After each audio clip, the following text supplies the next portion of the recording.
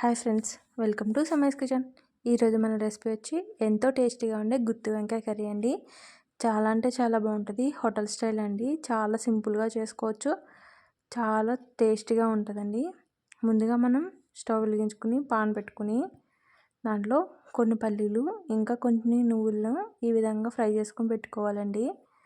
చూడండి, ఈ విధంగా రెండు వేగిన తర్వాత స్టవ్ ఆఫ్ చేసేసుకుని ఇప్పుడు వీటిని మిక్సీ పట్టుకుందామండి. చూడండి, ఈ విధంగా మిక్సీ జార్లో వేసేసుకొని మిక్సీ పౌడర్ కింద చేసుకుందామండి. చూడండి, ఈ పౌడర్ని మొత్తం ఇలా చేసుకుని పక్కన పెట్టుకుందామండి. ఇప్పుడు మళ్ళీ ఇదే మిక్సీ జార్లో ఒక 3 ఆనియన్స్ చిన్న చిన్న ముక్కలా కట్ చేసుకొని యాడ్ చేసుకోవాలండి. అలానే పచ్చిమిర్చి కూడా మీకు టేస్ట్కి తగ్గట్టు యాడ్ చేసుకుని ఈ విధంగా పేస్ట్ చేసుకుని పక్కన పెట్టుకోవాలండి. చూడండి, ఈ విధంగా పచ్చిమిర్చి ఇంకా ఆనియన్స్ పేస్ట్ చేసుకుని పక్కన పెట్టుకోవాలి. ఇప్పుడు మనం వంకాయలని కట్ చేసుకుందామండి. చూడండి, వంకాయలన్నీ శుభ్రంగా వాష్ చేసేసుకొని ఈ విధంగా కట్ చేసుకోవాలండి.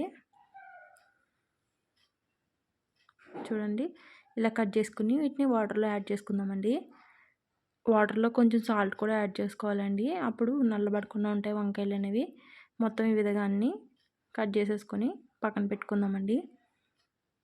మొత్తం వంకాయలన్నీ కట్ చేసేసుకొని పెట్టుకోవాలి.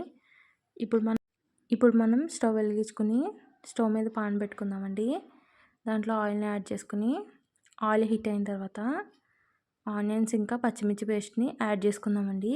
కొంచెం ఆయిల్ ఎక్కువనే యాడ్ చేసుకోండి, టేస్ట్ బాగుంటుంది. చూడండి, ఈ విధంగా బాగా ఫ్రై అయిన తర్వాత కొంచెం అల్లం వెల్లుల్లి పేస్ట్ని యాడ్ చేసుకుందామండి. చూడండి, ఈ విధంగా అల్లం వెల్లుల్లి పేస్ట్ని యాడ్ చేసుకుని మిక్స్ చేసుకుందాం. అల్లం వెల్లుల్లి పేస్ట్ వేగిన తర్వాత ఇప్పుడు మనం పౌడర్ని యాడ్ చేసుకుందామండి. పల్లీల పౌడర్ అండి. పల్లీలు ఇంకా నువ్వుల పౌడర్ని యాడ్ చేసుకుని బాగా ఆయిల్లో ఫ్రై చేసుకుందామండి. చూడండి, ఈ విధంగా ఫ్రై అయిన తర్వాత ఇప్పుడు మనం కొంచెం పసుపు అలానే సాల్టు కారం కూడా యాడ్ చేసుకుందామండి. కర్రీకి సరిపడా యాడ్ చేసుకొని మొత్తం మిక్స్ చేసుకుందామండి. చూడండి, మొత్తం అంతా మిక్స్ చేసుకొని కొంచెం ఆయిల్ అనేది పైకి తేలిన తర్వాత వంకాయలు అనేవి యాడ్ చేసేసుకుందామండి. చూడండి, ఈ విధంగా అన్ని వంకాయలని యాడ్ చేసుకొని మొత్తం అంతా మిక్స్ చేసుకోవాలండి.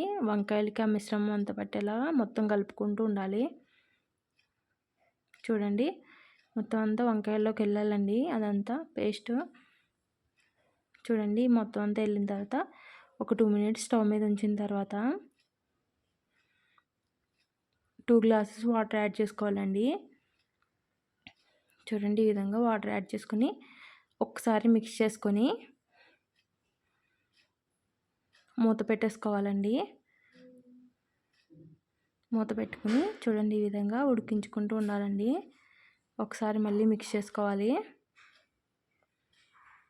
ఇప్పుడు మనం దీంట్లో కొంచెం జీరా పౌడర్ అలానే ధనియా పౌడర్ కూడా యాడ్ చేసుకుందామండి.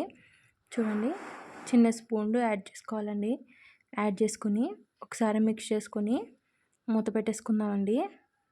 చూడండి, మూత పెట్టేసుకొని